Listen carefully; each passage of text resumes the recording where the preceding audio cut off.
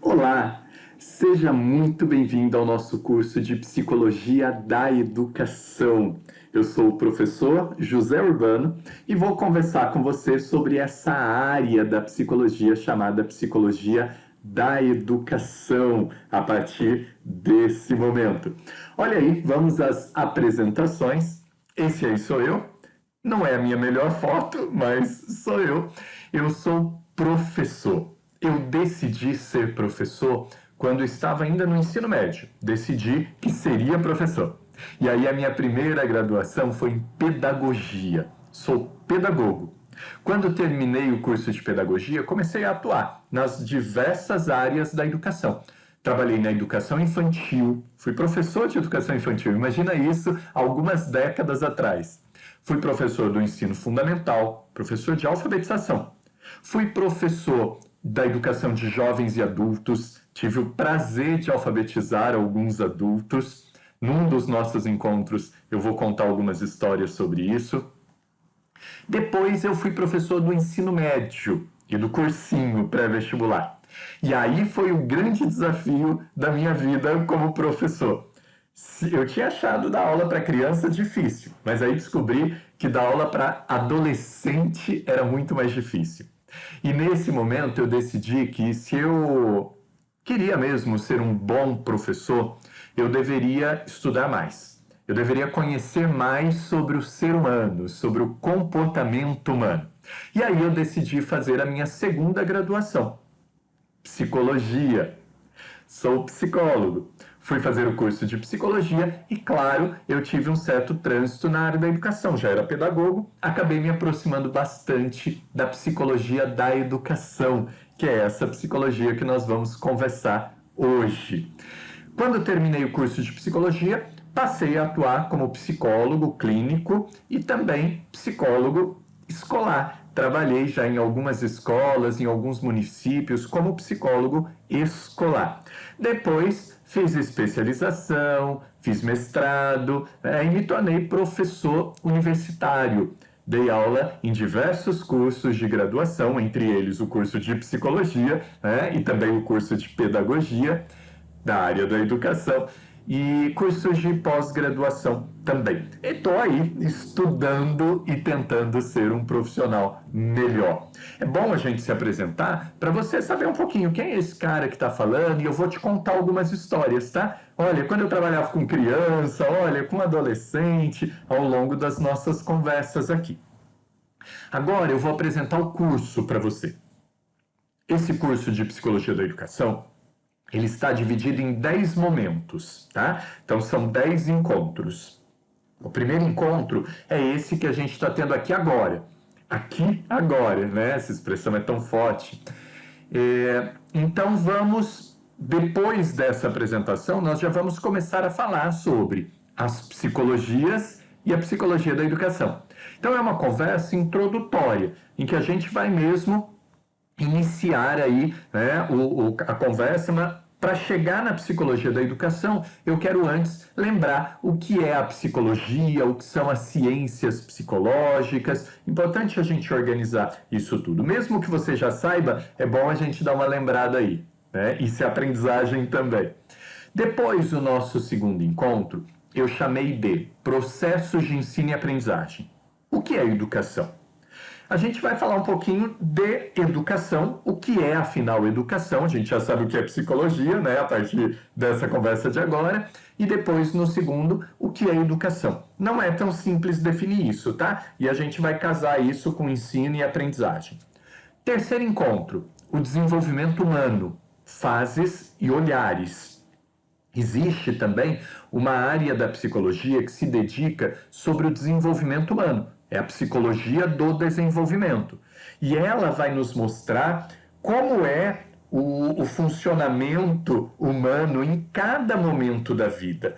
Trabalhar com crianças de 3 anos é completamente diferente de trabalhar com crianças de 5 anos. É outro momento do desenvolvimento, é outra forma de pensamento, é outra forma de aprender o mundo.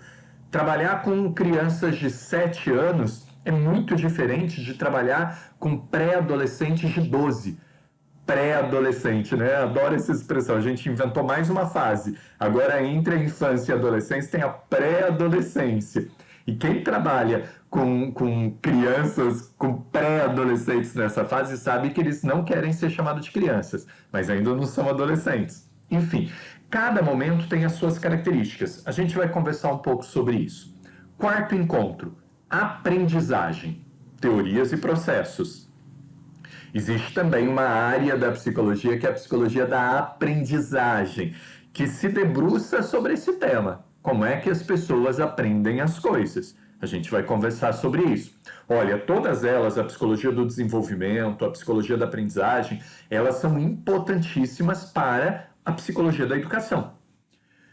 Quinto encontro: psicanálise e educação. Vamos pensar um pouquinho sobre essa relação. Será uma relação da ordem do possível ou uma relação da ordem do impossível? Educação e psicanálise. Vamos trazer aí alguns fios, né, alguns conceitos importantes da psicanálise, pensar sobre eles e relacioná-los com educação. Sexto encontro: behaviorismo e educação. Uma das teorias mais difundidas nas escolas é a teoria comportamental, né? Comportamentalista. Vamos reforçar esse comportamento, vamos punir esse comportamento. Então vamos falar um pouquinho aí dos principais conceitos do behaviorismo e a relação desses conceitos com a educação. Sétimo encontro: vamos para a escola. Vamos falar de educação formal, vamos falar de escola. Será que a escola é mesmo um lugar de educação? Entre o real e o ideal, né? Onde é que está a escola brasileira aí? A gente tem conseguido educar na escola? Que tipo de educação a gente consegue construir no contexto escolar aqui no Brasil? Vamos pensar sobre a escola. Oitavo encontro: bom, se a escola é uma instituição importantíssima para o processo educativo, a família não é menos importante. Também é importantíssimo e nós vamos falar da família. Família é lugar de educação? Que tipo de educação? Aliás, existe até um empurra-empurra aí, né? Entre escola e família. Isso é coisa da escola? Não, isso é a família que tem que fazer. Então vamos pensar um pouquinho esses papéis. No oitavo encontro, nós vamos falar sobre essa relação entre família e educação. Nono encontro: motivação. É preciso querer para aprender. Tá aí já, né? Uma máxima. É preciso querer para aprender. Quando o sujeito quer aprender, é muito fácil trabalhar com ele. Então, é preciso que ele queira. Vamos falar sobre motivação. Décimo e último encontro: ética e formação humana. O processo educativo existe para formar o ser humano, né? E que tipo de ser humano nós queremos formar? Vamos pensar um pouquinho sobre ética e educação na formação humana. Tudo isso, então, 10 encontros, e esse é o nosso encontro de número 1. Então, vamos começar pela base, né? Vamos imaginar que você nem sabe o que é psicologia, e se sabe, fica aqui comigo, escute, que é bom lembrar. Então vamos construir aí esse conceito base para a gente poder caminhar com a psicologia da educação. Bom, o ser humano, parece senta que lá vem história, né? O ser humano sempre desejou conhecer as coisas. Se tem uma característica humana importante aqui, é a curiosidade. A gente é um bichinho curioso, a gente quer entender, a gente quer saber, né? A gente quer saber. Então, sempre tentamos entender e explicar todos os fenômenos. Para isso, ao longo dos tempos, nós construímos 5 grandes áreas do conhecimento, 5 grandes formas de tentar entender e explicar o mundo. A primeira área do conhecimento é a ciência. Tenho aqui ciência, filosofia, senso comum, arte e religião. Não tem uma ordem, tá? Então são as 5 grandes áreas do conhecimento. Então, ciência, filosofia, senso comum, arte e religião. Cada uma delas tem um jeito próprio de funcionar.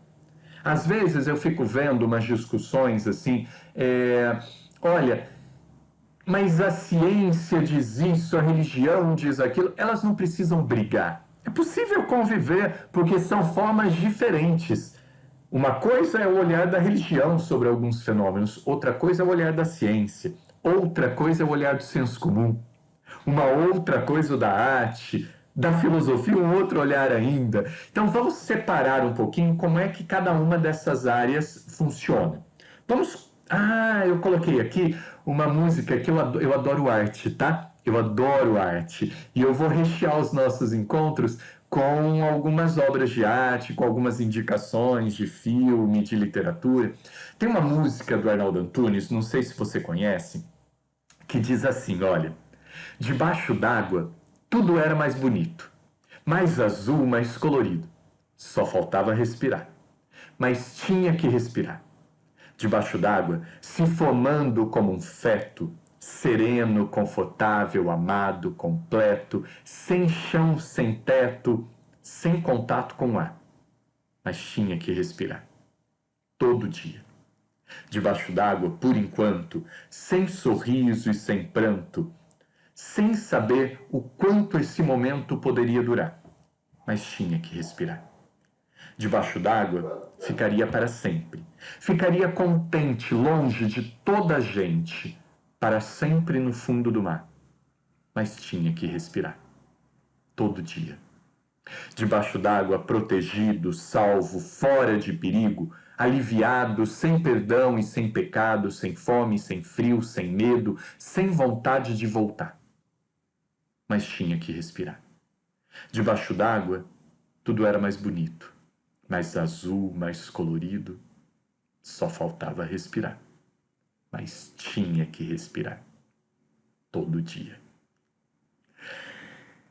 Essa música, né, me faz pensar sobre essa situação agradável, né? De repente está lá o feto na barriga da mãe, gostosinho, né? Tudo bem, mas ele não tem escolha.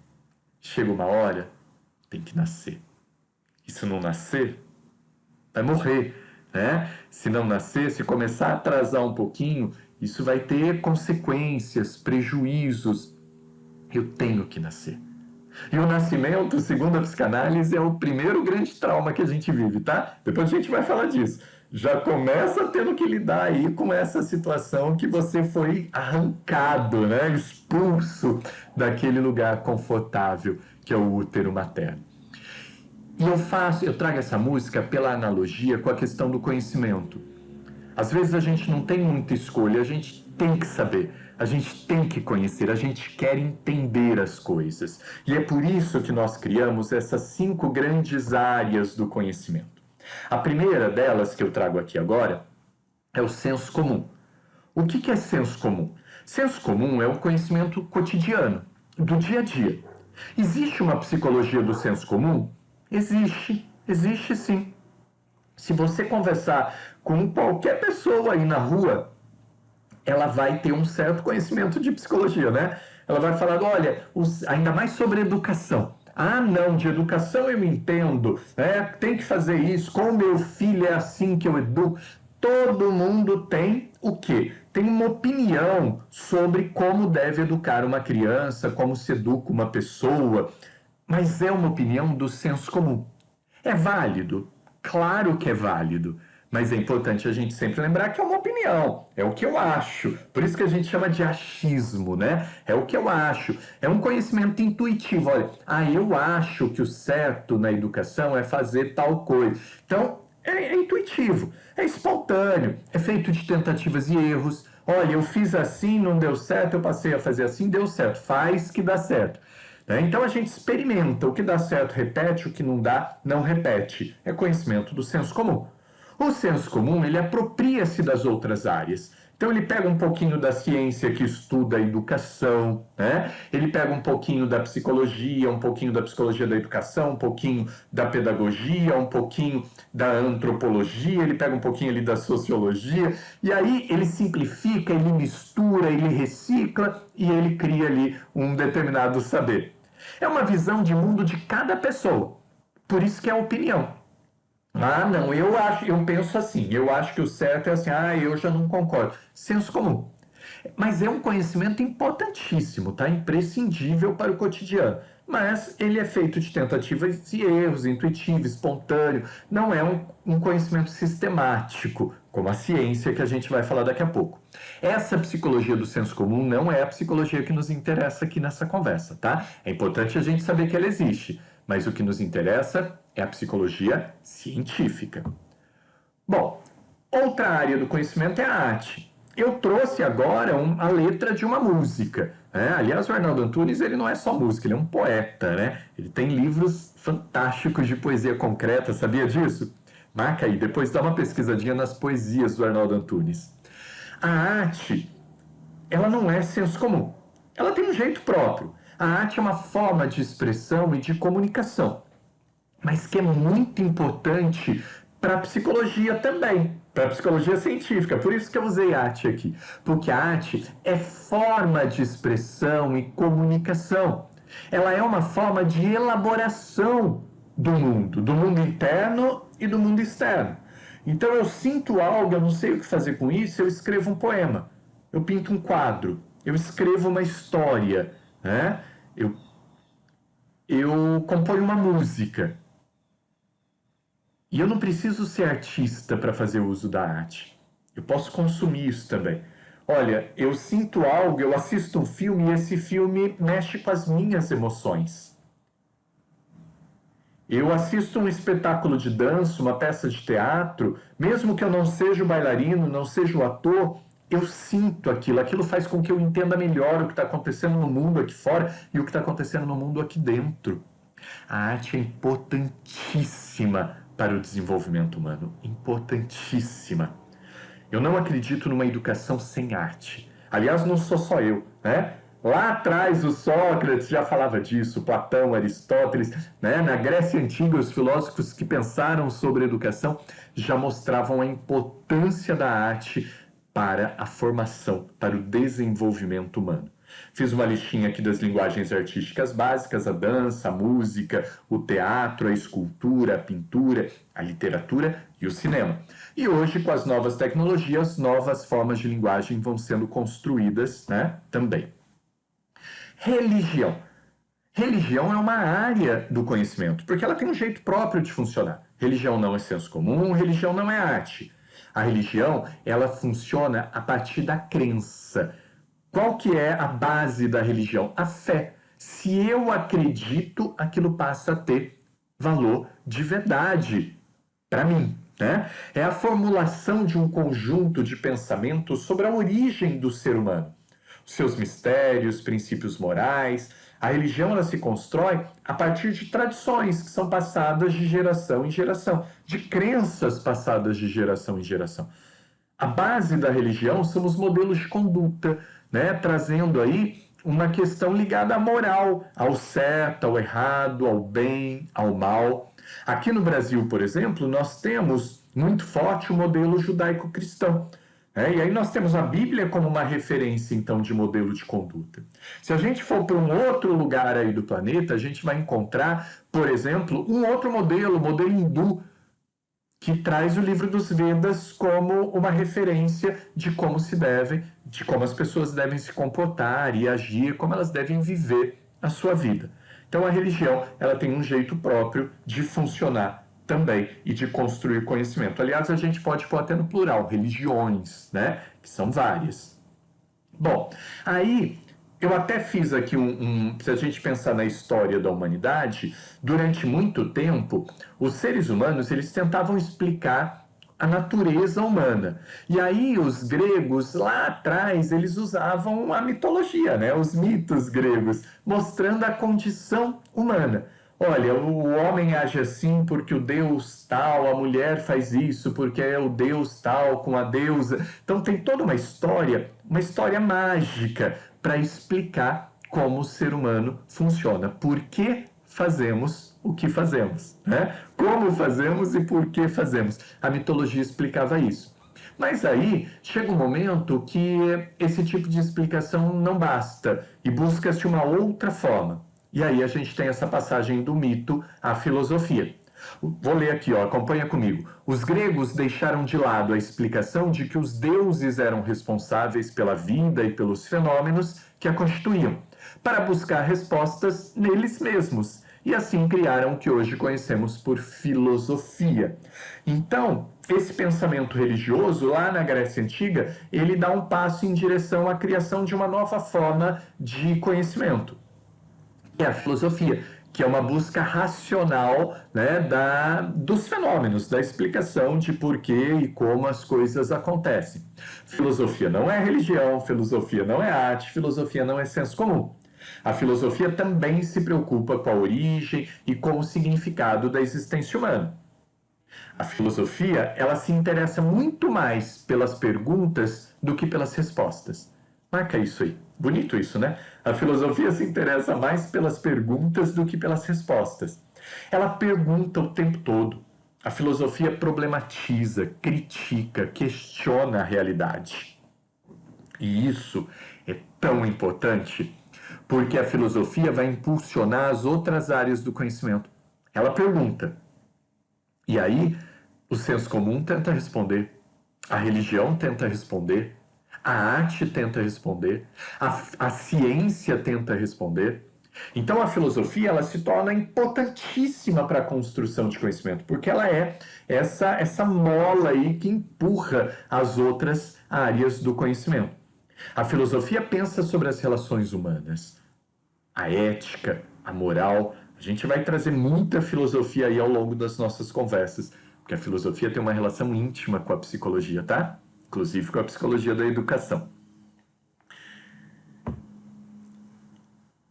Bom, a filosofia, ela é considerada, estou antecipando isso, mas já vou trazer um embrião aí da psicologia científica, porque lá atrás o ser humano já começa a levantar essas questões, né?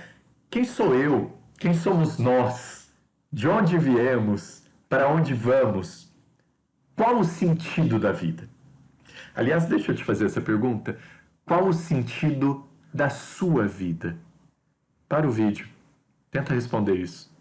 Qual o sentido da sua vida? Porque eu não posso dar sentido à tua vida, tá? Isso é uma tarefa sua. Mas isso deixa pra gente conversar em outro momento. O que é beleza, o que é justiça, o que é felicidade? Essas questões, elas são fundamentais para a filosofia e são fundamentais para a psicologia lá na frente, tá? Para tentar compreender tudo isso. Bom, falei de senso comum, falei de arte, falei de religião, falei de filosofia. A quinta área do conhecimento, a ciência. Ciência. O que é ciência? Bom, a ciência ela tem um jeito próprio de funcionar. A ciência ela tem uma linguagem rigorosa, ela tem métodos e técnicas específicas. Então eu não faço ciência do jeito que eu quiser. Existem alguns modelos científicos que já foram construídos. A ciência é viva, ela está em construção. Mas se eu quiser, por exemplo, fazer uma pesquisa na escola utilizando a entrevista como uma técnica.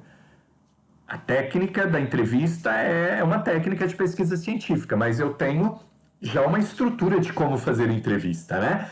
Eu não vou inventar a roda. Então tá, é uma entrevista dirigida, semi-dirigida, é uma entrevista aberta, eu preciso cuidar do espaço, né? A gente sabe que a iluminação, o barulho, diversos estímulos podem interferir no resultado da entrevista. Então, é uma técnica para se fazer pesquisa. A ciência ela é um processo cumulativo de conhecimento. Se eu quiser fazer uma pesquisa sobre algo, o primeiro passo é verificar o que é que já foi falado sobre isso, cientificamente. Eu preciso de um objeto específico, eu não posso falar sobre o mundo e todas as coisas. Eu preciso de objetividade. E isso nas ciências humanas é dificílimo, né? Dar esse passo para trás e tentar me distanciar desse objeto de estudos. Tem algumas áreas da ciência aí falando da importância desse envolvimento, inclusive, né, do pesquisador. Mas vamos começar do simples para o complexo. Enfim, suas conclusões devem ser passíveis de verificação e isentas de emoção, para assim tornarem-se válidas para todos. Então, existe um modelo de produção científica que a gente construiu. Bom, essa conversa inicial ela é fundamental para a gente ter claro essas áreas do conhecimento. Então, nós vamos falar aqui sobre ciência. Tudo que eu conversar com vocês é sobre em cima do que a ciência nos mostra sobre os processos educativos, a ciência da psicologia mostrando a educação, a psicologia da educação. Claro que eu vou trazer exemplos, questões do senso comum, vou trazer olhares aí ligados aos mitos, à religião, posso trazer algumas questões ligadas à arte, vou trazer muita filosofia, mas a gente está falando de conhecimento científico. A psicologia da educação é uma ciência, tá? Dentro das ciências psicológicas. Se você gostar das nossas conversas, eu vou indicar um monte de coisa. E quero começar indicando aqui um livro, 3 livros, na verdade, que trazem essa relação entre as áreas do conhecimento. É muito gostoso perceber que o mundo ele pode ser percebido de formas diferentes. Se eu olhar com o olhar do senso comum é uma coisa, com o olhar da ciência muda um pouco, o mesmo objeto, né? Com o olhar da arte muda. E aí, tem 3 livros que mexem um pouco com isso. O primeiro, O Dia do Coringa, ele mostra, só para te dar vontade, ó, é a historinha de um professor de filosofia que faz uma viagem com o filho atrás da esposa. A esposa viaja, vai para a Grécia, ó, Grécia, o berço aí da filosofia ocidental. E ele vai atrás dessa esposa que ele ama e leva o filho. E aí ele tenta apresentar o mundo a partir de um olhar filosófico para esse filho. E ele percebe que não existem muitos livros que fazem isso com as crianças. Inclusive, ele decide escrever um livro para apresentar o mundo de uma maneira reflexiva para a criança. E aí o livro acaba e vem um segundo livro, que é O Mundo de Sofia. Esse virou um clássico, né? O Mundo de Sofia, ele traz olhares da ciência, da religião, da arte, da filosofia. Enfim, cada capítulo, tem um capítulo do Freud, um capítulo do Darwin, né, um capítulo do Nietzsche, é muito bacana aí, mostrando o mundo por diversos olhares. São literatura infanto-juvenil, tá? Para todas as idades. O terceiro que eu indico, esse é um pouquinho mais complexo, mas vale a leitura. A Dança do Universo. Esse livro, escrito por um brasileiro, tá? O Marcelo Gleiser, ele começa pensando o surgimento do universo a partir do pensamento mítico. E aí ele mostra, né, as teorias sobre as teorias aí do olhar da religião para o nascimento do universo. Depois ele traz o olhar da arte. Ele traz o olhar da ciência, como é que a ciência explica o nascimento, o surgimento do universo. Então ele vai contando a mesma história por diferentes olhares. É muito bacana e faz um pouco isso que eu estou te propondo aqui. Na construção da realidade, o todo é muito mais que a soma das partes. Para interpretar uma esfera da realidade, se legitima algumas formas de saber, alguns conhecimentos, alguns indivíduos, enquanto se excluem outros. E que, se pretendemos compreender um fenômeno, não podemos fazer isso a partir de um único ponto de vista. A realidade não é homogênea e única, e sim repleta de contradições, rupturas e múltiplas revisões. Tudo a ver com o que a gente está falando, né?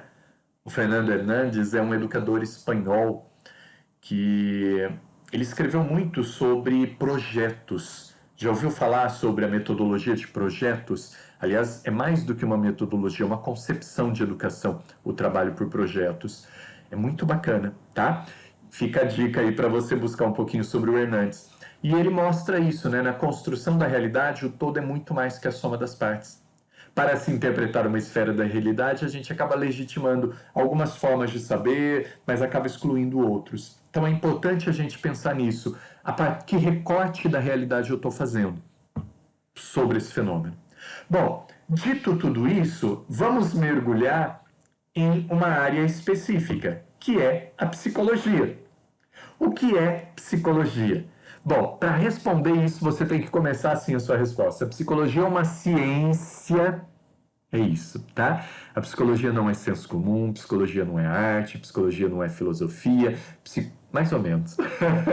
Psicologia não é religião, psicologia é ciência. Então, a psicologia é uma ciência, né? Uma ciência, uma disciplina, um campo de pesquisa que se interessa pelo ser humano. Ser humano. Bom, mas várias ciências se interessam pelo ser humano, né? A sociologia estuda o ser humano, a antropologia estuda o ser humano. Então a gente precisa melhorar esse objeto de estudos. Então vamos melhorar. É o ser humano, com o que ele sente. Ela se interessa pelo que o ser humano sente, pelo que o ser humano pensa. Ela se interessa pelo que o ser humano quer. A psicologia se interessa pelo que o ser humano gosta. A psicologia é uma ciência que estuda o que o ser humano faz. A psicologia é uma ciência que estuda o que o ser humano faz e como faz e por que faz. É isso. A psicologia, portanto, é um campo de pesquisa que se interessa pelo que o ser humano sente, pensa, quer, gosta, faz, como faz e por que faz. Bom, e qual o objeto de estudos da psicologia? Não é simples definir esse objeto de estudos.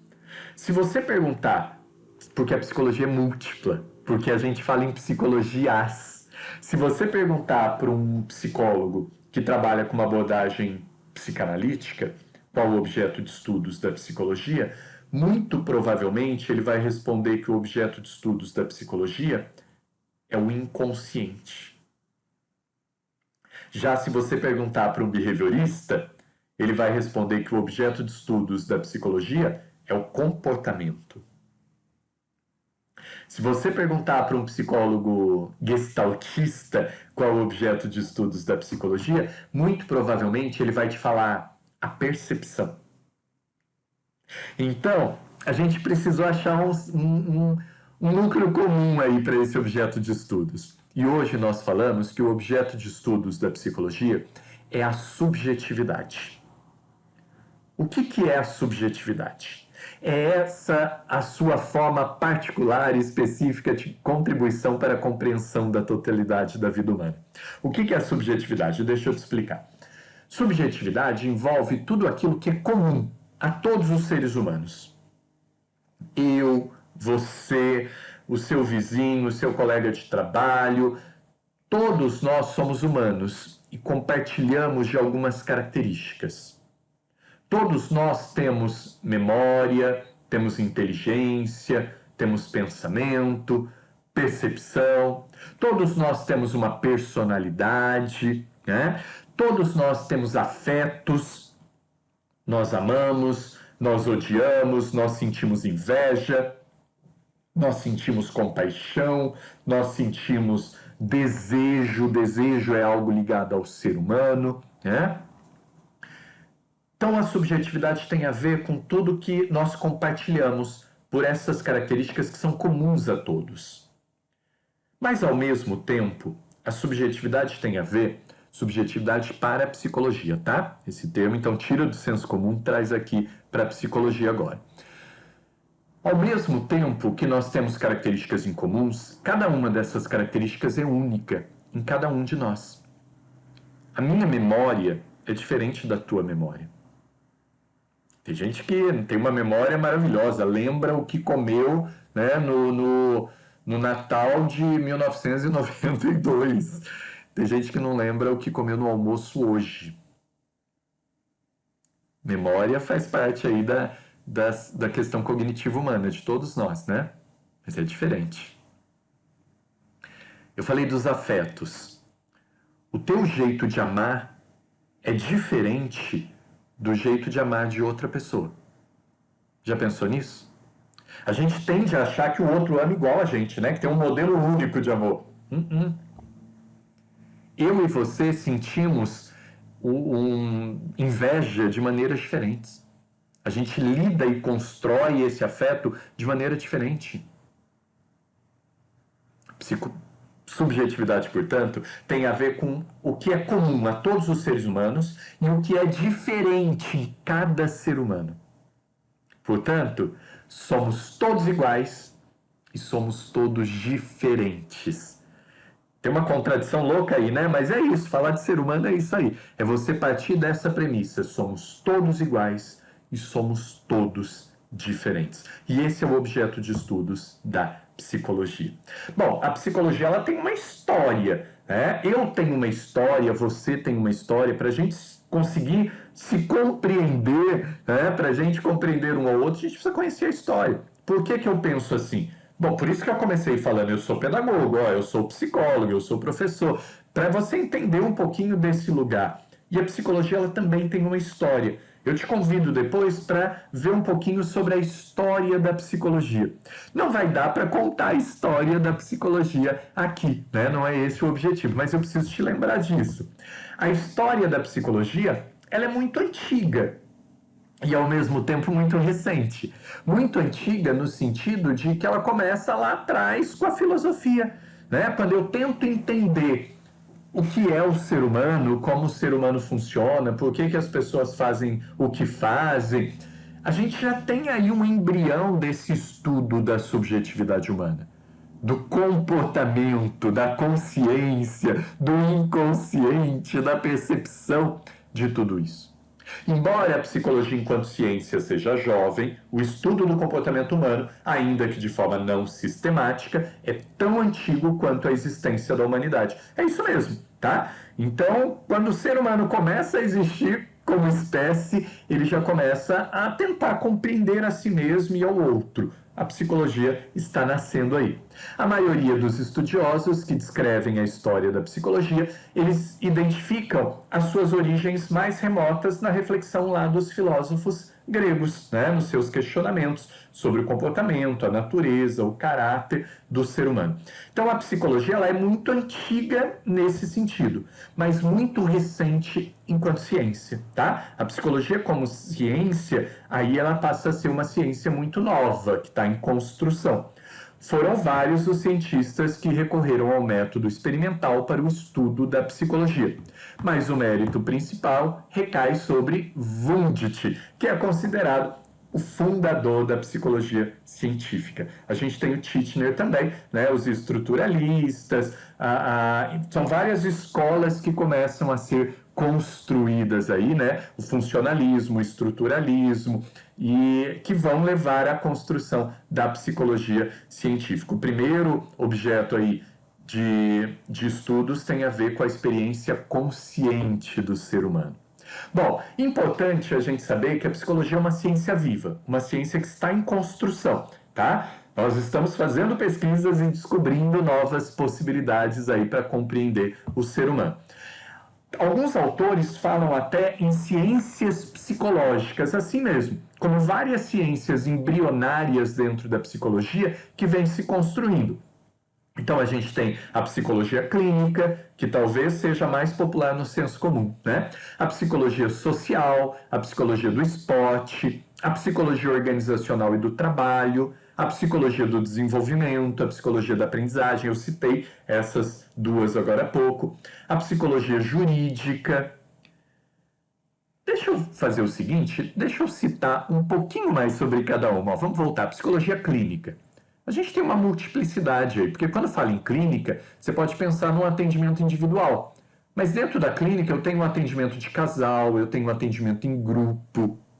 A psicologia social, ela estuda os grupos, né? Os fenômenos sociais. E aí a psicologia social ela vai olhar sobre questões, por exemplo, de saúde coletiva, situações ligadas à produção de violência, né, social, a questão da segurança pública, tão importante. Então, entender essas relações.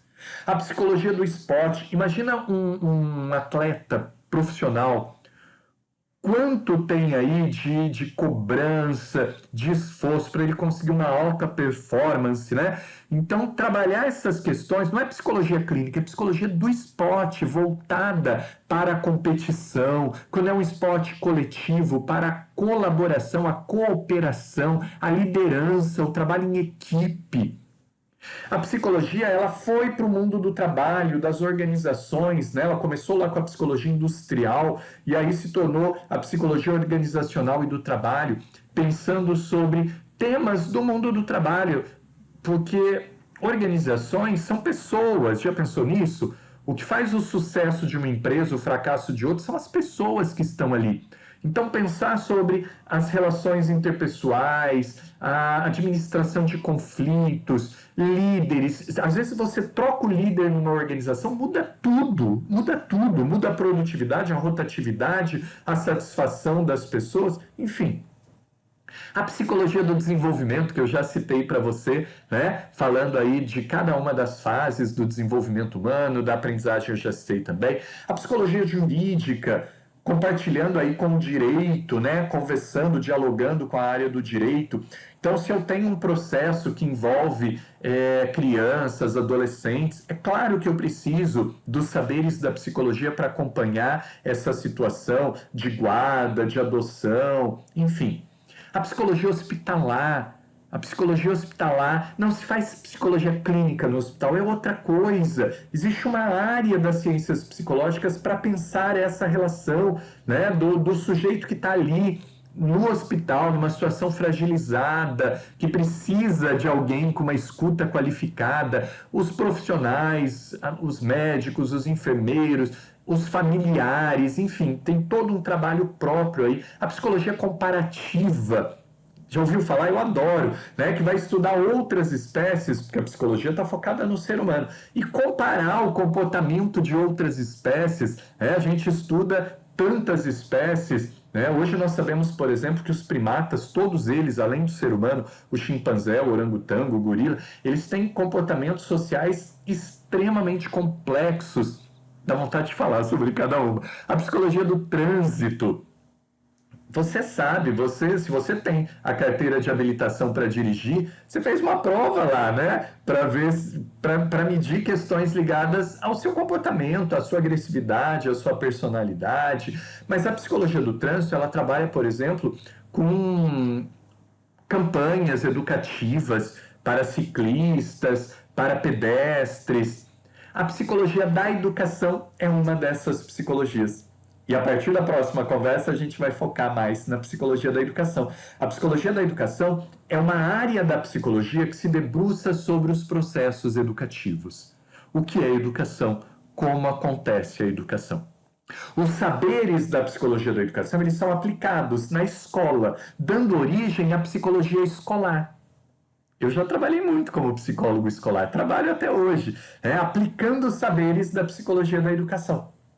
E aí tem muitos outros desdobramentos, por exemplo, a orientação profissional, ajudar as pessoas na escolha profissional, né? Colaborar nesse processo. Eu adoro trabalhar com orientação profissional. Quem sabe um dia nós vamos falar sobre orientação profissional aqui também. E existem especializações da psicologia, como por exemplo a psicopedagogia, né? Que junta os saberes da pedagogia e os saberes da psicologia e muitas outras possibilidades, tá? Aliás, ainda existem as abordagens. A gente tem que lembrar disso. Além dessas áreas todas, a gente tem as abordagens. A psicanálise, o behaviorismo, a gestalt, a fenomenologia, a psicologia cognitiva. Então, a psicologia é extremamente múltipla, tá? Dá pra gente pensar muita coisa dentro dessas áreas sobre sobre diferentes olhares. Quero terminar essa nossa conversa com algumas referências que eu usei aqui para a construção desse nosso primeiro diálogo e indicações, tá? Então tem algumas obras aí que são importantes para você saber um pouco mais sobre as origens da psicologia até a construção da psicologia da educação. Eu termino com uma indicação maior. Esse livro, ele é muito simples, mas muito bom. O simples pode ser bom, né? Ele é muito objetivo, uma linguagem super acessível, dá para ir do jovem, do adolescente ao adulto. Eu indico o livro Psicologias, uma introdução ao estudo de psicologia, da Ana Bock, Odair Furtado e a Maria Teixeira, tá? A Bock é a organizadora desse livro. Cada capítulo é uma delícia. Se você pegar, eu tenho certeza que você vai ler o livro todo. Então, hoje nós fizemos um passeio aí sobre as áreas do conhecimento, pensamos na psicologia, até chegar a uma área da psicologia, que é a psicologia da educação.